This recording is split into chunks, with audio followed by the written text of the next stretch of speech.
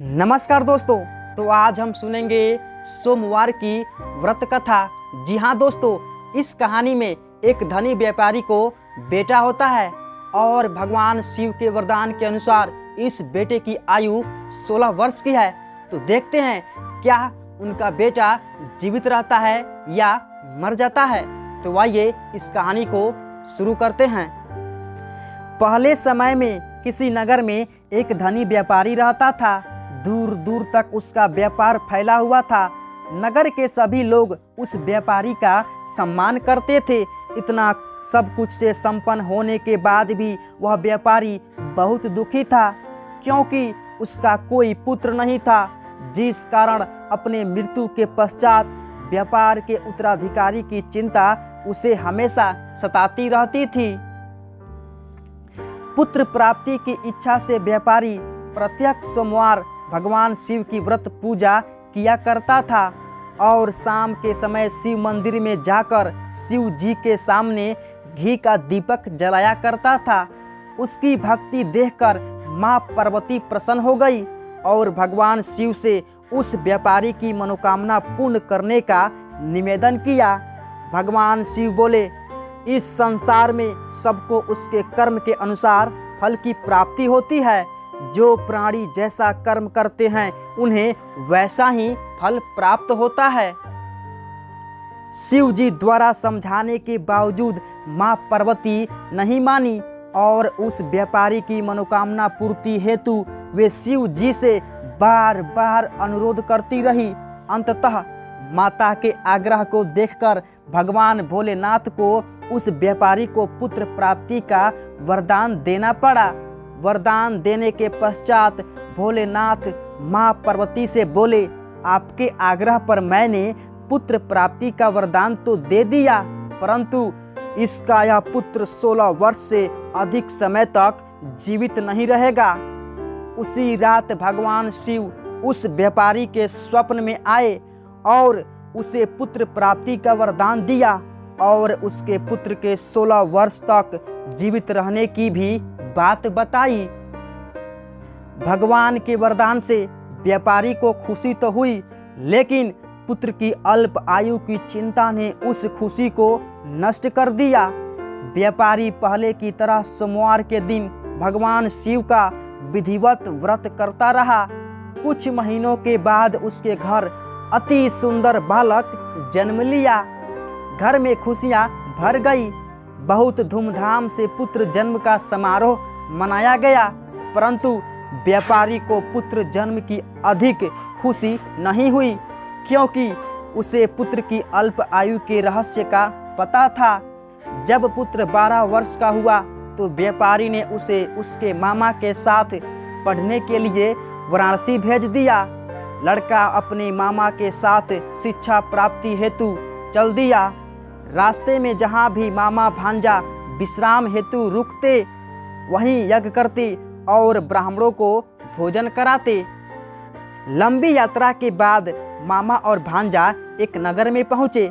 उस दिन नगर के राजा की कन्या का विवाह था, जिस कारण पूरे नगर को सजाया गया था। निश्चित समय पर बारात आ गई, लेकिन वर का पिता अपने बेटे के एक आंख से काने होने के कारण बहुत चिंतित था। उसे भय था कि इस बात का पता चलने पर कहीं राजा विवाह से इनकार न कर दे, इससे उसकी बदनामी भी होगी। जब वर के पिता ने व्यापारी के पुत्र को देखा तो उसके मस्तिष्क में एक विचार आया। उसने सोचा, क्यों ना इस लड़के को दूल्हा बनाकर राजकुमारी से विवाह करा दूं। विवाह के बाद इसको धन देकर विदा कर दूंगा और राजकुमारी को अपने नगर ले जाऊंगा। वर के पिता ने लड़के के मामा से इस संबंध में बात की। मामा ने धन मिलने के लालच में वर के पिता की बात स्वीकार कर ली। लड़के को दूल्हे का वस्त्र पहनाकर राजकुमारी से विवाह कर दिया गया। राजा ने बहुत सारा धन देकर राजकुमारी को विदा किया। शादी के बाद लड़का जब राजकुमारी के साथ लौट रहा था तो वह सच नहीं छिपा सका और उसने राजकुमारी के ओढ़नी पर लिख दिया, राजकुमारी तुम्हारा विवाह मेरे साथ हुआ था। मैं तो वाराणसी पढ़ने के लिए जा रहा हूँ और अब तुम्हें जिस नव युवक की पत्नी बनना पड़ेगा वह कान्हा है। जब राजकुमारी ने अपनी ओढ़नी पर लिखा हुआ पढ़ा तो उसने काने लड़के के साथ जाने से इनकार कर दिया। राजा सब बातें जानकर राजकुमारी को महल में रख लिया। उधर लड़का अपने मामा के साथ वाराणसी पहुंच गया और गुरुकुल में पढ़ना शुरू कर दिया। जब उसकी आयु 16 वर्ष की हुई तो उसने यज्ञ किया। यज्ञ की समाप्ति पर ब्राह्मणों को भोजन कराया और खूब अन्न वस्त्र दान किए। रात को वह अपने शयन कक्ष में सो गया। शिव के वरदान के अनुसार शयनावस्था में ही उसके प्राण पखेरु उड़ गए। सूर्योदय पर मामा मृत भांजे को देखकर रोने पीटने लगा। आसपास के लोग भी एकत्र होकर दुख प्रकट करने लगे। लड़के के मामा के रोने विलाप करने के स्वर समीप से गुजरते हुए भगवान शिव और माता पार्वती भी सुने। पार्वती ने भगवान से कहा, प्राणनाथ, मुझे इसके रोने के स्वर सहन नहीं हो रहे। आप इस व्यक्ति के कष्ट को अवश्य दूर करें। भगवान शिव ने पार्वती के साथ अदृश्य रूप में समीप जाकर देखा तो भोलेनाथ पार्वती से बोले, यह तो उसी व्यापारी का पुत्र है जिसे मैंने 16 वर्ष की आयु का वरदान दिया था। इसकी आयु पूरी हो गई है। माँ पार्वती ने फिर भगवान शिव से निवेदन कर उस बालक को जीवन देने का आग्रह किया। माता पार्वती के आग्रह पर भगवान शिव ने उस लड़के को जीवित होने का वरदान दिया। कुछ ही पल में वह जीवित होकर उठ बैठा। शिक्षा समाप्त करके लड़का मामा के साथ अपने नगर की ओर चल दिया।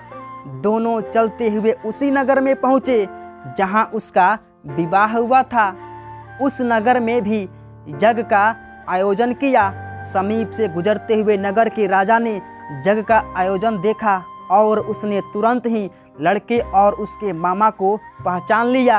यज्ञ के समाप्त होने पर राजा मामा और लड़के को महल में ले गया और कुछ दिन उन्हें महल में रखकर बहुत सा धन वस्त्र आदि देकर राजकुमारी के साथ विदा कर दिया।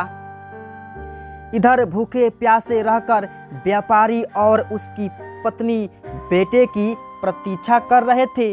उन्होंने प्रतिज्ञा कर रखी थी कि यदि उन्हें अपने बेटे की मृत्यु का समाचार मिला तो दोनों अपने प्राण त्याग देंगे। परंतु जैसे ही उसने बेटे के जीवित वापस लौटने का समाचार सुना तो वह बहुत प्रसन्न हुआ। वह अपने पत्नी और मित्रों के साथ नगर के द्वार पर पहुंचा। अपने बेटे के विवाह का समाचार सुनकर पुत्रवधू राजकुमारी को देखकर उसकी खुशी का ठिकाना न रहा। उसी रात भगवान शिव ने व्यापारी के स्वप्न में आकर कहा, हे श्रेष्ठी, मैंने तेरे सोमवार के व्रत करने और व्रत कथा सुनने से प्रसन्न होकर तेरे पुत्र को लंबी आयु प्रदान की है। पुत्र की लंबी आयु जानकर व्यापारी बहुत प्रसन्न हुआ। सोमवार का व्रत करने से व्यापारी के घर में खुशियां लौट आई। शास्त्रों में लिखा है कि जो स्त्री पुरुष सोमवार का विधिवत व्रत करते और व्रत कथा सुनते हैं उनकी सभी इच्छाएं पूरी होती हैं। तो मेरे प्यारे दोस्तों, आप भी चाहते हैं कि आपका जीवन सुखमय हो और आप हर पल खुश रहें और आपकी सभी मनोकामनाएं इच्छाएं पूरी हो, तो सोमवार का व्रत करें और सोमवार की व्रत कथा जरूर सुनें।